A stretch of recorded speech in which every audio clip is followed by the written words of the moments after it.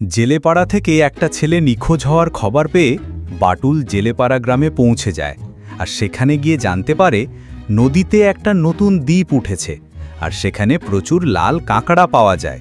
আর সেই লাল কাঁকড়া ধরতে গিয়ে গ্রামের অনেকেই সেখান থেকে আর ফিরে আসেনি। তারপর বাটুল নৌকা নিয়ে সেই দ্বীপে যায় আর নিখোঁজ হওয়ার কারণ খুঁজতে থাকে। এই সময় হঠাৎ করে একটা বাঘ বাটুলের সামনে এসে পড়ে আর বাটুলকে আক্রমণ করে বসে এবং বাটুল তাকে মেরে তাড়িয়ে দেয়।